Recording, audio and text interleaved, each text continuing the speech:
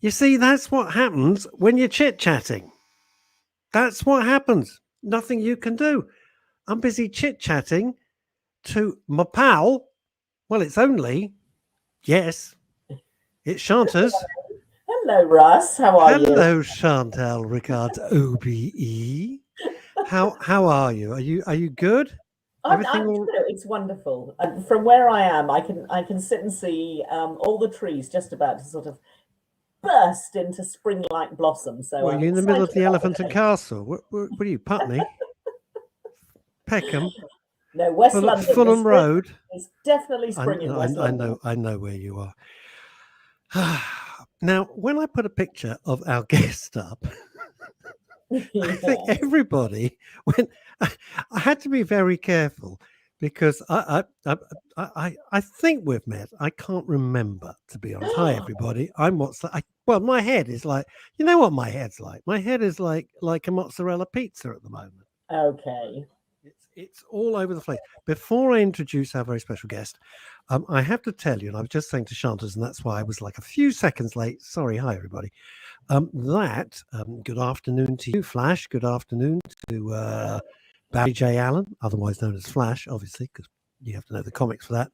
And let's go to Robert Van Buren. I will never get tired of doing it in a ridiculous voice because I always think he should be a Swedish DJ. Right, Jenny, I'll be with you in a second.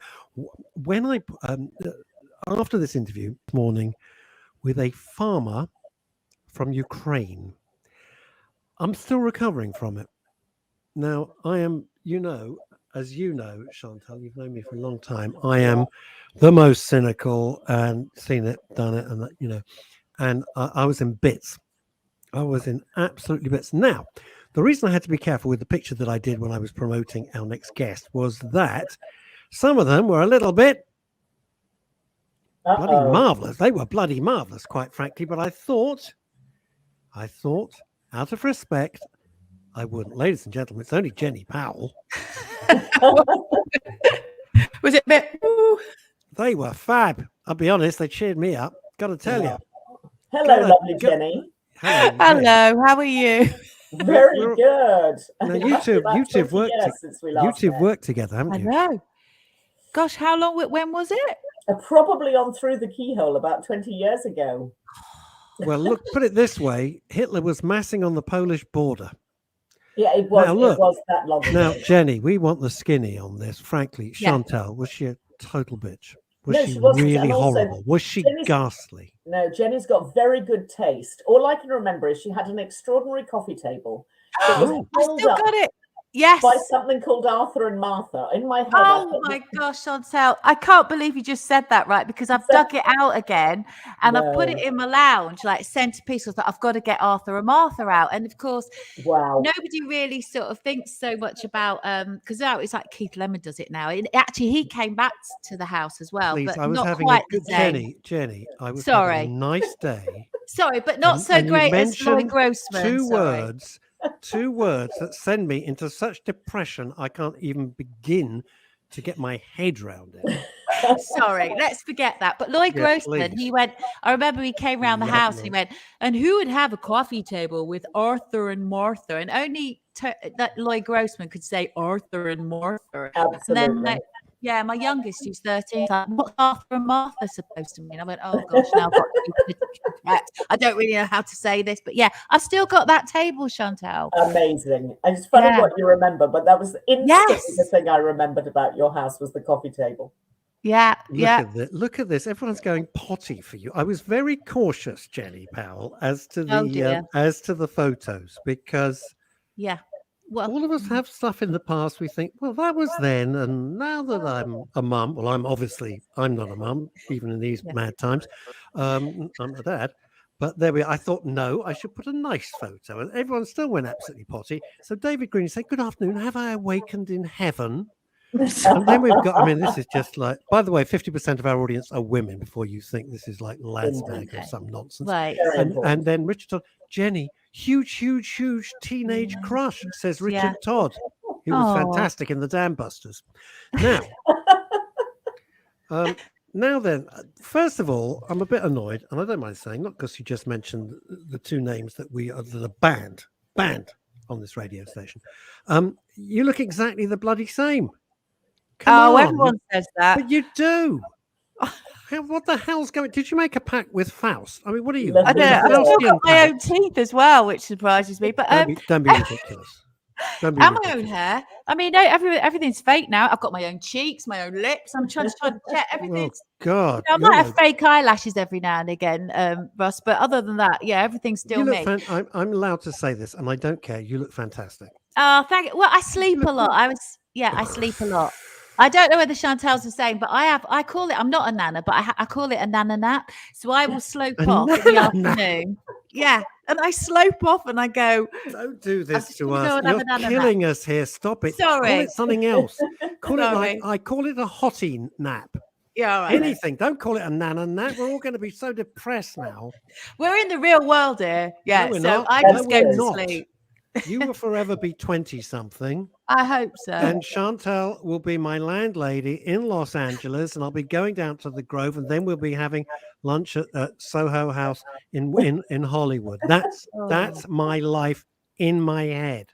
Manifest it, Russ. You have to manifest. Well, I did all that. I just don't say it's not going to happen again. We did all that. It was great.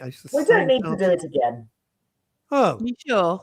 Yeah. Oh, I see. Absolutely. You see, but there are lots of Soho houses. There's Soho houses everywhere. So yeah, I know, but the one in LA is great. And neither here nor there. That's not. Hang on, we got another guest.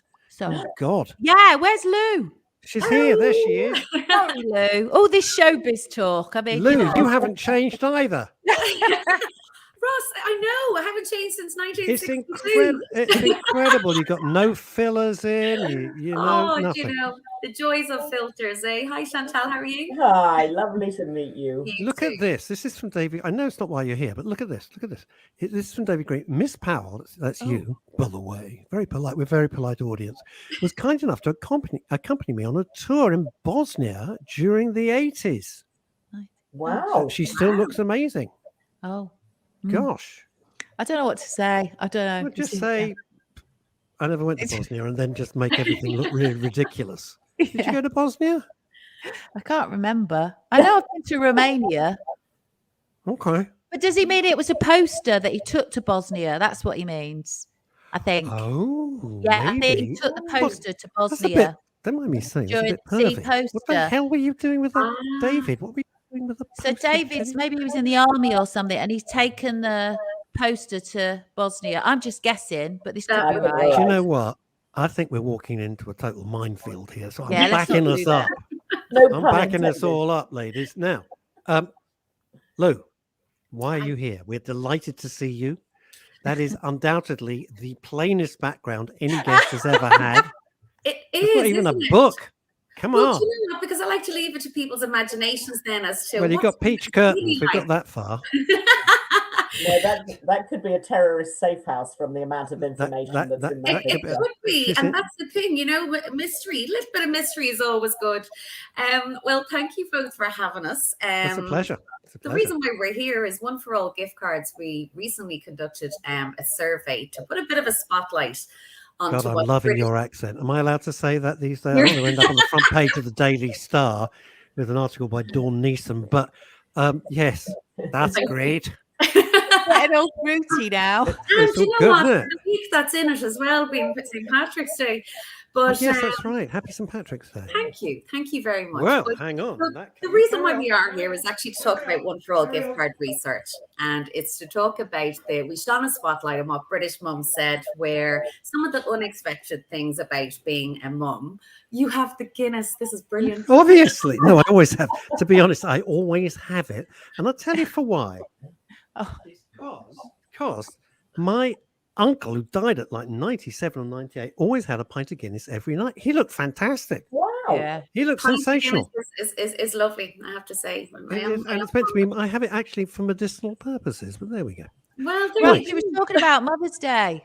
Well, this is it. Yeah, So I know, but you know, I'm easily distracted. What the hell? I've had a busy morning. It has been a busy morning. And you know what? I'll tell you who else has busy mornings is mums. And a lot of these mums that we Nicely did shoehorned in. research on for the One for All gift card Right. Mother's Day campaign. So what we wanted to find out were some of the unexpected things about being a mum. So whether that was the good, the bad, and the funny. So it was really nice. Some of the heartwarming stuff was like 69% of mums said they really didn't realize that they could love another person as much as they actually did, which is absolutely gorgeous. And lots of them spoke as well about the newfound confidence, which is gorgeous, you know, to say that they know, you know, they could care less now that they're in their role of being a mum. Couldn't care less about what?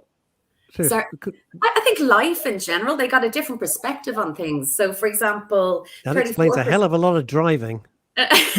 Oh, come on, women, that's great. I couldn't care less.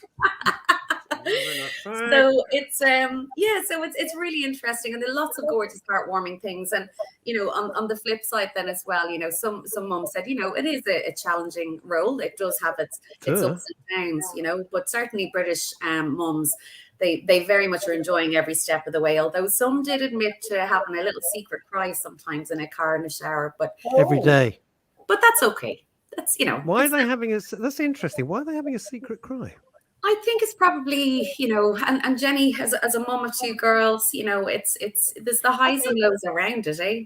Yeah, I think the major thing with being a mum is one of the on the downside is you always feel guilty, Russ. Always. I don't know about you, Chantal, but especially being a working mum, and it's just like time, really. I never think I've spent enough time with my kids and stuff, and so you're always sort of like just putting yourself down about it all and thinking, oh, you know, I feel guilty about this and I feel guilty about that. And it's all, you know, it builds up. So every now and again, I think we all do. I've just unprofessionally pinged then. I hope that's not a euphemism. I hope that's not a euphemism, Jenny, because that will spoil a lot of. Welcome to the Jenny Hill show. Not saying there's a window, but there is.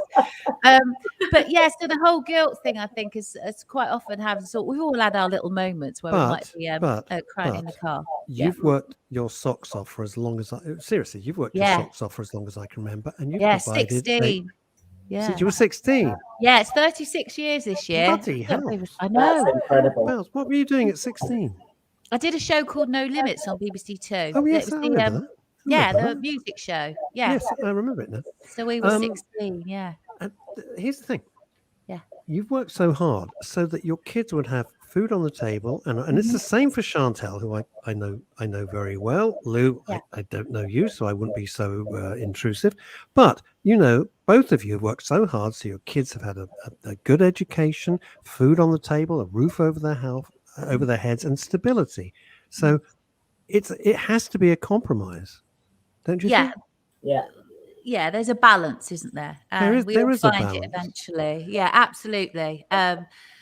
And I just think, you know, I think what you've got to remember is that, you know, we're a better person for it as well. My eldest, she's 21 now. She's in her third year at uni.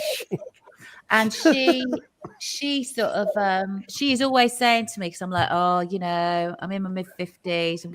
I don't know what I'm going to do in the next couple of years. And she's like, Mum, but you love working.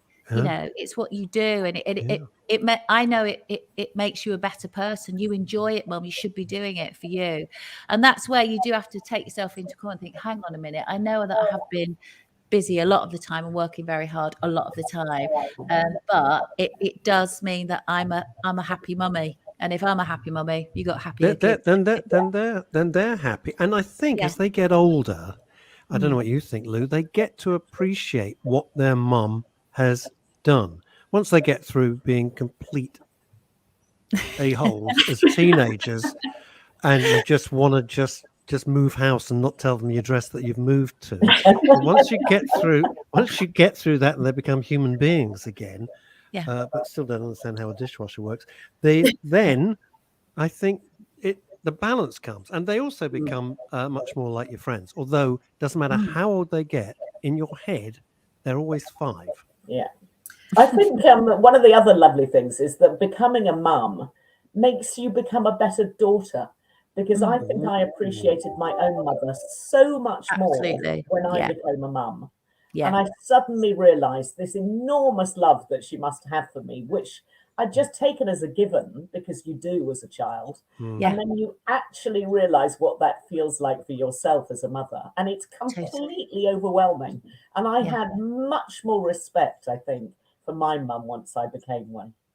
Yeah, absolutely. Totally. I mean, I remember the day I had Connie. I just my sort of whole way I looked at my mum and the whole way I appreciated her was just completely different within a heartbeat, just like that. Yeah. Completely different perspective on her and the role that she's had for all those years. You think, oh my gosh, I didn't realize until now. Whoa.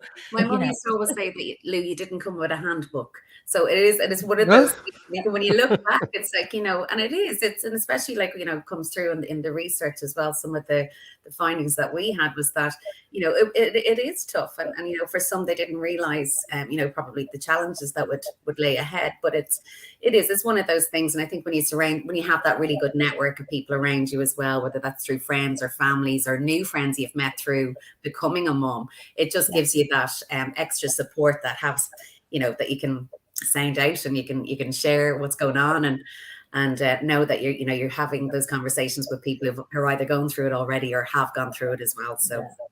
So Lou, with everything, all the nightmare that we've endured in the last 2 years, and then without even time to catch our breath and try to get to normality, we're plunged into 1939 again. It's just, do you think that in all seriousness, Mother's Day is just a slight respite from the ghastliness of the world and just to kind of reflect on that family really is everything? Yeah, I completely agree with you, Russ. I mean, the last couple of years, what we all went through during the pandemic, it really, it challenged so many people. It completely overthrew everything that we knew, our lives, the way we interacted with people, the way we communicated with people. And for so many people, they might have been isolating with their own family, or, weren't able to go outside the 2Ks initially. And then, of course, it extended to 5 and 10K eventually. But, for some people, it was a very long time before they were able to see their mums. And, to be able to give your mum that massive big hug, or that mum figure in your life after so long not seeing them, it's just, you feel it here in your chest, you feel it in your heart. And, for so many people, just to be able to do that after so long not being able to. And then when you look at what's happening in the world at the moment, it's dreadful, and you see some of those shocking images as to what's happening on the television or through hearing it on podcasts or whatever the case may be. And you can't help but feel an appreciation for mums even more so when you see mums and children that are going through what they're going through on an hourly, on a daily basis. So to answer your question, I do think it is a chance, not for respite necessarily, but definitely a chance to take stock of the amazing women that we have in our lives, and to really show them and tell them how much we appreciate them, because those moments are precious. And it's also quite, I lost my mum a few years ago and it's quite tricky if you're shopping. And I don't know if you've probably thought about this, or maybe not. And you're going to get your loo rolls and your kitchen towels and all the other rubbish that we get, and you're going past aisles and aisles. Hey, it's Mother's Day, and there's all these cards. It's quite poignant when you think, oh, yeah, that's me gone then. And for millions of other people too. I'm not putting myself forward. I mean, it's a poignant day as well, isn't it? It is, and that's the thing. It's for those of us who are very lucky to still have our mums around, or those mum figures in our lives around, it is so amazing to be able to celebrate that. But I also think for, even if mum has passed on, mum will always be your mum. So it could be a day of reflection, it could be a day of celebrating, a day of taking a trip down memory lane, having a giggle about the things that, used to make your mum laugh, or the things that, you and your mum used to talk about, or those things that, recalling all of those amazing memories, and, the smell of mum as well, and the touch of mum. It can equally be a day to remember mum like that. Yeah. Can I put a word in? And this is something I don't know if you've thought of, either of you, and I know this will resonate with a lot of our listeners all over the world, is the rotten job that stepmoms have. They have it is the world's worst job.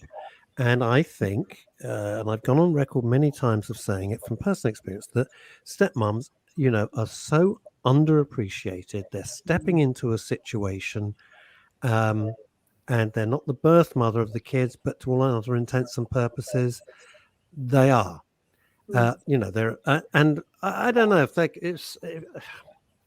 they seem to get sort of overlooked on a day like this, Well, I think it resonates as well with that whole, it's not just the biological mum, it's not just mum, it's also the mum figures in our lives as well, who are very much those stepmoms.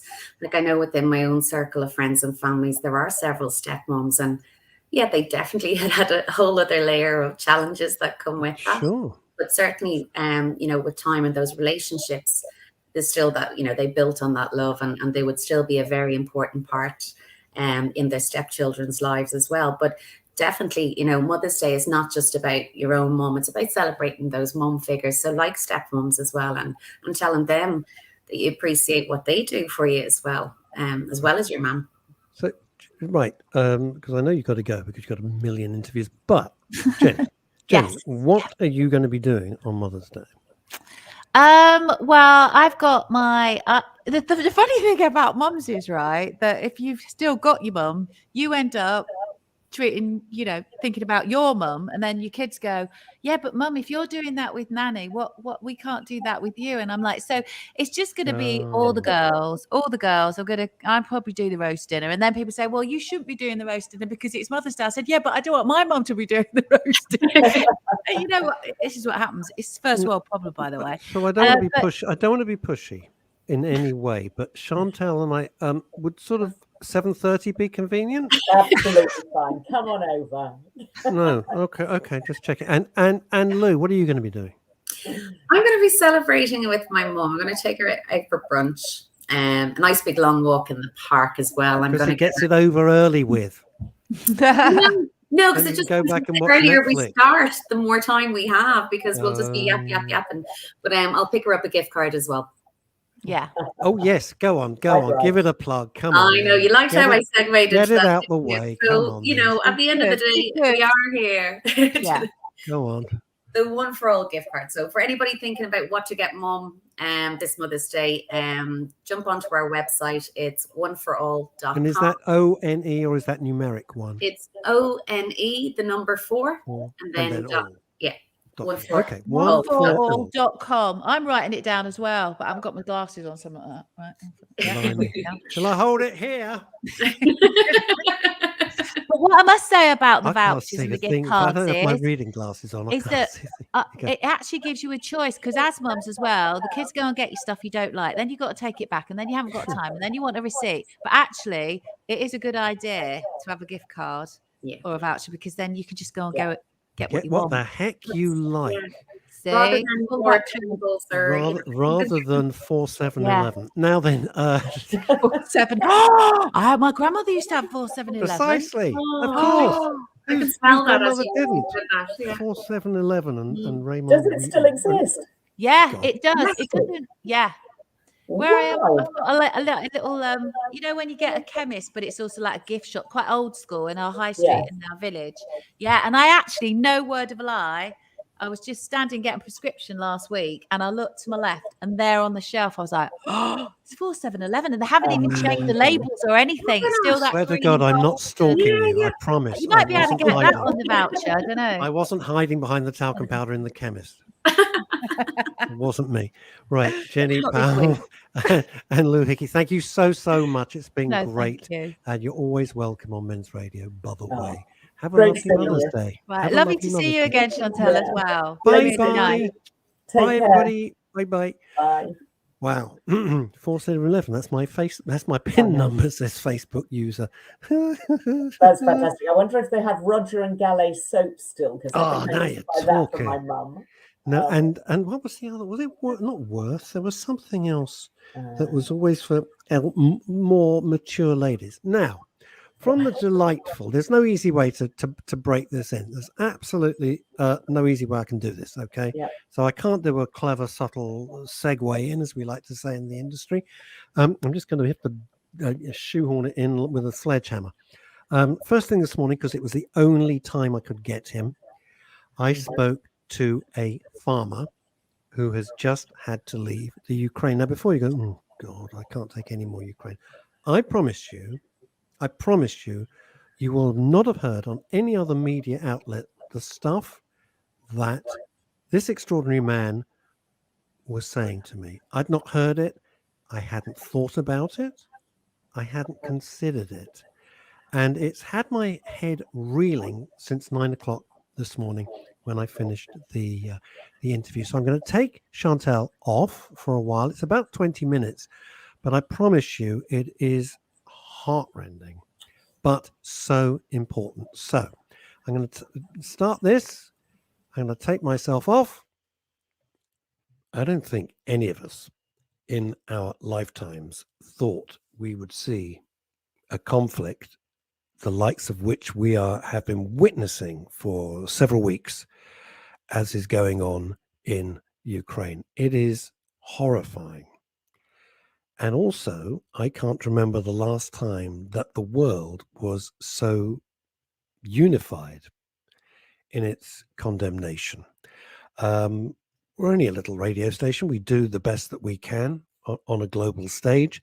So I am delighted now to go live to the Netherlands to discuss the whole situation with someone who knows far more about it than I ever will. So please welcome Kees Hulsinger, which for me is as good as I'm going to get because I'm terrible with it. Hello and good morning to you. How are you?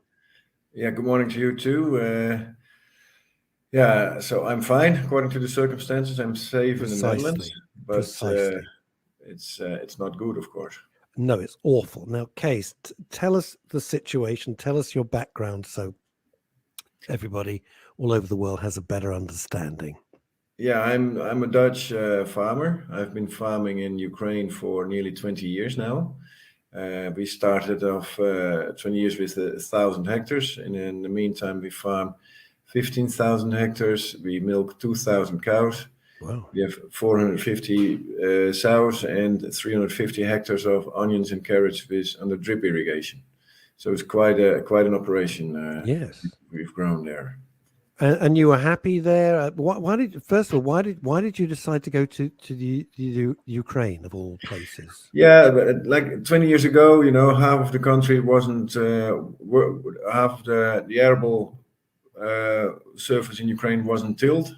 People didn't have money to buy diesel or machines or seeds. Right. So, and it was a huge opportunity for us. You could get land, you could rent land very cheaply. Fertilizer was cheap, fuel was cheap. We had some used machines we brought there. And when we got the opportunity with the local support of local government to get farming there on land which hadn't been farmed for many years. And the reason it hadn't been farmed was simply because of the economy in Ukraine. They didn't have the money to carry it forward. Yeah, I mean, it was like 10 years after the collapse of the Soviet Union. So people they were used to a central planned economy, and now they had to take their own decisions and organize their own stuff. And the infrastructure was not there. The dealerships of seeds were not there. As for banking systems didn't work so that's how it gradually collapsed. And back then Ukraine was growing like 25 million tons of produce: wheat, maize, sunflower, barley. And in the last 20 years we grew as a country to nearly 100 million tons. Last year we produced 90 million tons, so nearly 4 times more than 20 years ago. That's up. And you went there presumably with your family or with a group of friends, or how did that work? I have two Dutch partners who have been farming already for many years. Yep. And so with them we went there, and later my family joined. Okay. My wife joined me, and we got 2 kids. They are 11 and 12 years old now. Right. They went to the local school in the village. They had their friends there. And they had to leave. Before we get into how the horror of it all and how you had to leave and how life has been turned upside down, what were the Ukrainian people like to live with, to work with, to be with? Like just any normal people, everybody has its own culture and its own habits, but same people like you and me. Once a friend told me he got a new neighbor, and he says, I was first time talking to this neighbor over the fence, and his new neighbor asked, "So what are the people like here?" And my friend asked, "What were the people like at your place where you came from?" "Oh, terrible people. They're all hopeless. You can't talk with them." And then my friend said, "Well, people around here are the same, So it kind of all depends on yourself, how you behave, how you and of course. So I feel accepted, and I have the idea that I can go to anybody in the village into their house and have a normal chat. And so how was the language? Because presumably you were speaking Dutch, and they were speaking Ukrainian. So how did that work out on a daily basis? Because these are the things we never get to ask or understand. Yeah, I did an internship in Russia, so I knew some Russian. I worked a little bit in Poland, so I knew some Polish. So and those languages are more or less, the same family of languages. So I picked it up very quickly. My wife has a little bit more difficulties with it, but she does fine. Although she thinks she can do better, but she's good enough. And so on the go, you're learning, Yes. So there you are. You've got your families there. You've made friends. You're building this fantastic farm. Then what? Out of the blue. Then what? Out of the blue, Putin starts throwing bombs on Ukraine. I mean, really out of the blue. Ukraine has been in peace for 80 years, the same as we have been here in the West. Of course. And Ukraine was building up a democracy. I mean, it was going gradually uphill, 2 steps forward, 1 step back, sometimes 1.5 steps back, but it was going in the right direction. And then, out of the blue sky, literally out of the blue sky, he was throwing bombs on us. I heard one of the first rockets flying over our farm, and it hit an ammunition depot 30 kilometers south of us. Wow. So that's that's the bombs and rockets I've heard. I mean, people in the south, in the east, and in the north, and around Kiev, of course, they are in this bombing day and night. So unarmed, peaceful civilians, who've been living in peace for 80 years. There was no dictator in Ukraine. There was, there's no clash. There haven't been clashes between people. What Putin made us believe, that there's Russian-speaking and Ukrainian-speaking people. The people who Putin's bombing now, they're mainly Russian-speaking people. So much for his promise that he was going to protect Russian-speaking people. Did you have any warning at all? I mean, I can't imagine it. You get up, you make a cup of coffee, you're minding your own business, and suddenly a rocket comes overhead. The mind, it's very difficult to comprehend, because we're all in Europe. We're all very, very, very similar. I just can't. It's like a rocket suddenly appearing over London or over Paris or Madrid. There's no difference. There's no difference. There's absolutely no difference. So I still can't comprehend it. I still can't believe this is happening. We're all working in it to prevent it. That's why I'm talking to you as well, to spread the message. Yes. But it's just bizarre. It's crazy. I mean, and it's just crazy. Did the news in Ukraine? There you are. You're minding your own business. Did it say this was likely to happen, or this was going to happen, or it was completely unexpected? Nah, they were building up troops, around Ukraine. So maybe we were naive or stupid or whatever. But you just can't believe that this is going to happen, No. So now, we were always kind of talking about it, more, but it's more or less jokingly, that what if the bombs fall on our farm or something. So so you were kind of maybe in your how do you say this, in your unconscious feeling. Yep. You were thinking about it, or I mean, expecting it, but with your conscious mind, no. Because it seems so, it would be no different from me when we're finished talking that, you know, I go and get a cup of coffee from a little cafe and suddenly a rocket comes overhead. No, it's just it's the same you know, thing. there is movies on the internet, you know, where a woman makes a photograph in Paris, you know, like with her fingers holding the Eiffel Tower, and all of a sudden rockets fly over, and jet fighters fly over, you know, and the Eiffel Tower collapses. You know, it's exactly the same as you describe, you know, and Ukraine. I mean, here in the West, you know, we have been happily living our democracy without any obligations, and then Ukraine was just, I mean, building up its democracy, you know, getting better every day, and so, and that literally bombed out of the country. So has your before we get on to your story of how you left, has your farm been destroyed, which just seems criminal? Well, the whole thing's criminal, let's be honest. Has your farm been destroyed, or if this is ever over, can you return? Our farm hasn't been physically hit,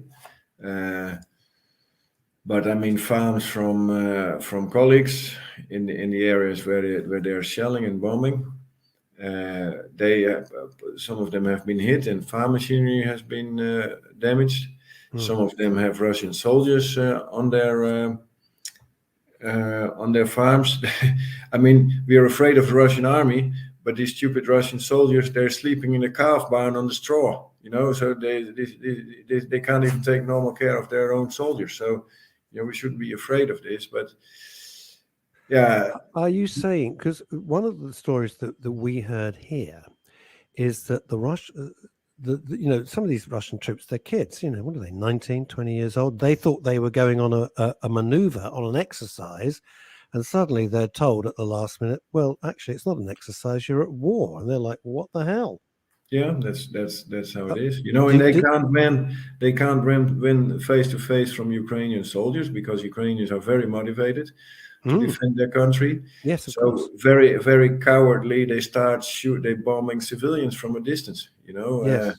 I mean, how cowardly can you get it, you know? It's that's the tactic. They stay out of range, and they use their modern machinery so they don't get hurt, and they can bomb the hell out of people who are, you know, no different from you and I. You're a farmer, I'm a writer. We're not soldiers. So when did you decide to leave? Tell us the story. This is just, I mean, it's just one example of clearly millions of people who have said, I didn't necessarily want to leave. I mean, I'd rather have stayed at the farm, you know, and work with our team to do as much as we can. But I'm also a member of a farmers association with 1,100 members, and in total we farm like 3.5 million hectares, which is like nearly 10% of Ukrainian farmland. And they said, well, if we lose electricity and internet, you can't talk to the media anymore. You can't talk to international politicians to send a message from Ukraine. So please go to the West, make sure you are connected with the world, you know, and spread the word, and make people aware of what's happening in Ukraine, and make politics act, make countries act, you know, physically act, instead of just sitting and talking. So that's what I'm doing now, and I will do this for another week or 10 days, you know, and if something doesn't happen before then I'll try to get back to Ukraine and try to save what can be saved for our company, for our people, for our employees. Did your family, I'm assuming, which is always dangerous to do, did your family come with you? They already left on the first day. Right. So, you know, everybody was in panic, of course. They had to drive past this ammunition depot, which was blown up. So they couldn't drive there because the road was blocked. Oh, yeah. So they had to, nobody was knowing what was coming, so they took all kind of little back roads with cobblestones, and it took them like 13 hours to get to the border, which normally takes you like 5 hours. Yeah. So, but we are lucky. We have good friends on the Ukrainian side of the border and on the Romanian side of the border. So they spend one night, they spend a few hours sleeping at the Ukrainian side. They left the car behind, and with the luggage they crossed the border by foot. And then on the other side, they were picked up by friends. And was it not possible to take the? I mean, it's just horrible. There was a queue. The whole. I mean, I know it sounds so weak to say that, but believe me, everybody is thinking that. I hope you know that, Kate. Yeah. They had to leave the car. Yeah, because there was a queue of days, and it was in the beginning, especially, it was a bit chaotic. I mean, I crossed the border like a week or 10 days later, and everything was very orderly. The cars were in the neat queue, and I crossed around 9 o'clock, 10 o'clock in the evening by foot, and it took me like half an hour. So that was absolutely no problem. And especially on the Ukrainian side, there were local volunteers taking care of people, and on the Romanian side as well, there was a lot of humanitarian aid prepared, food and drinks and tents where people could stay and warm up, doctors. So I was very well organized. That's excellent, because we don't always hear that. The story we're given very often is it's completely chaotic and people are running and no one knows where they're going. So it's good to hear that. Are there people still at the farm now? Yeah, of course. Yeah, No, I was asking because suddenly, you've got all this livestock, and I'm thinking, I know they're not people, but you've got all this livestock, and I'm suddenly thinking, what the hell's going to happen to them? Who's going to feed them? So I mean, the first few days I talked to all the people, calming them down, not to panic. And in the first days there was panic all over the country, of course, but people very quickly grabbed themselves together, and everybody's very determined now and very motivated to support the army, to support the country. So literally everybody does what they can to help. So some of our guys went to the army, to fight, and the rest of the people we have to redistribute a little bit, to make sure, as you say, that we can feed the cows and milk the cows. Yeah. And I mean, we have a team which we have been working already for 20 years, so people kind of also know what to do. Is part of the Russian policy to, because this is particularly because you're a farmer, which is why I was very keen to speak to you, is part of their policy to try and starve Ukraine as well as bomb them back to the Middle Ages? Yes, I think so, because they have been, I mean, first of all, by being in Ukraine, that disturbs the whole logistics, the delivery of fuel, of seeds to the farmers. So if we can't seed, we can't harvest, and that we will be lacking that food. And not only Ukraine will be lacking that food, a big part of the world will be lacking it as well. So that's kind of the long-term starvation of not only Ukraine but especially Northern Africa and the Middle East. Right. But also they are now shooting at food storages in distribution centers for supermarkets. So where there's one food center with nearly $10 million of frozen chicken meat, which was bombed. That's meat which is directly cut off from delivery to the local population. So yeah, they're on purpose aiming at these kind of buildings, to make people desperate, And I mean, Ukraine has gone through this in 1933 and in 1947 when Stalin also made a famine in Ukraine. Yes, he has track record on that. Yeah, I mean, the numbers are not very clear, but it's between 3 and 10 million Ukrainians died in 1933 because Yes. Stalin made this Holodomor, this famine. And Yes. I mean, people haven't forgotten this. Well, I'm not surprised. It's interesting how that part of history, which is so gross, has almost been omitted. How people can ever think that Stalin was a great man when he probably was responsible for at least the death of 20 million people, of his own, effectively his own people. Stalin was worse than Hitler. Oh, he was a monster. He was an absolute monster, and now we have another monster. And this other monster likes Stalin. What, if they're destroying I know you're a farmer, you're not a politician, but if they're destroying the infrastructure and the food, and what do they expect to inherit? If the Russians then succeed, I hope obviously the whole world hopes they don't, but let's just look at it. What are they going to inherit? They're going to inherit a broken country, aren't they?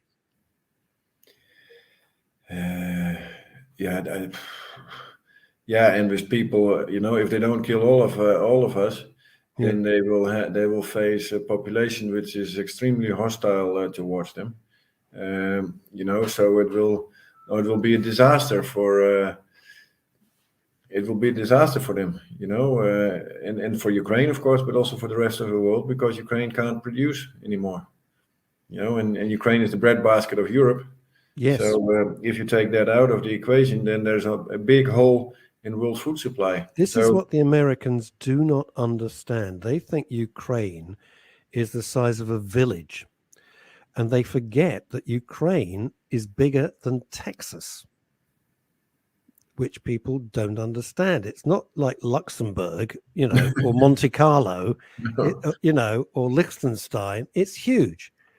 And I know that the Americans, who are doing their best to do nothing under this administration, just don't understand that. They don't understand the simple thing that it is one of the leading bread baskets, as you correctly say, of Europe. My apologies. So the ramifications for this are far wider.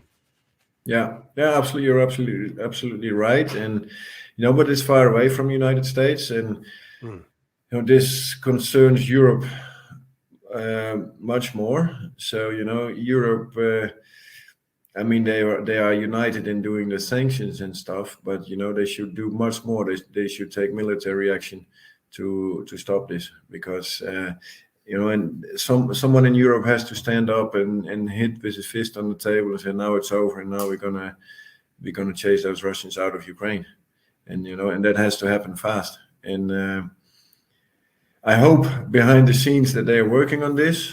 Of course, nobody will tell me, and but I mean, that's what has to happen, and the public has to support this, because if we don't stop this now, it will only become worse for Europe.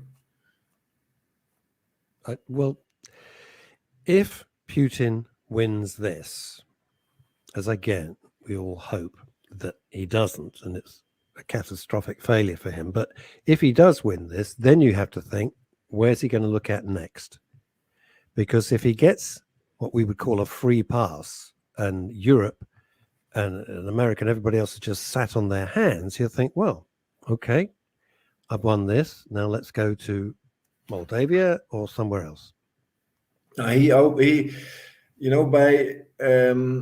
Ukraine not planting spring crops, especially Northern Africa and the Middle East will suffer from this in the summer, in the fall. They are already suffering because there is no shipments from Ukraine and Russia as we speak. So they already start feeling it, but they still have some stocks. But towards the summer and in the fall, they will feel it big time. And then those people won't have anything to eat, and they will start running towards Europe, or they will drown in the Mediterranean. So Europe will have a huge problem on the south borders. It will be like a second front. The first front is in the east. Now the second front will be in the south. So we will be very busy with this, and be distracted. and then Putin might at the same time start fighting in the north, try to get the Baltic states back, or try to get parts of Finland back into his idea of Soviet Union. So as I see it, it can only, if you don't do any, if you don't act now tough, then it can only become worse. Now, as I said, I know you're a farmer, you're not a military strategist, obviously, any more than I am. But what they're saying is if NATO gets involved, then NATO planes, for example, and NATO personnel will be in direct conflict with Russians. And then the fear is suddenly you have World War III. Do the Ukrainians understand? I know it's a tough question, but do they understand perhaps why NATO is saying we just cannot put our planes in the air? No, and I don't understand it either. Okay. We are. I mean, a few Ukrainian soldiers with some anti-aircraft and anti-tank weapons. They are stopping this whole big Russian monster. So the Russians are not as good as everybody thinks. I mean, they're doing a lot. They're using a lot of bluff, And if Russian soldiers are sleeping in calf barns on straw, I mean, how good is your army then? So yes, I think we are too afraid. I mean, we've been used to 30, 40 years of sitting happily around the table and discussing things for weeks and months and years before taking a decision. And we should just stop talking, hit the fist on the table and say, this is how we're going to do it. And we shouldn't be too afraid of this, and this pressure and this threat has to be increased so extremely high. So, and that will also kind of support the resistance within Russia, and then we should hope, of course, that within Russia they will do something, and if they don't, then we will just have to act. But this has to happen within days and not weeks or months, because if we wait for a few more weeks, we can't go out planting. And I mean, even if we can go out planting, we still have to protect the crops from insects and bugs and fungi. Then we still have to be able to harvest it. If we don't have fuel, we can't harvest it. Or if we don't have spare parts, we can't harvest it. And then you have to be able to ship it through the ports. If the ports get damaged by rockets, or if the Russians still block it, then we can't export it. So, the problems will only become worse. It is a horrifying situation.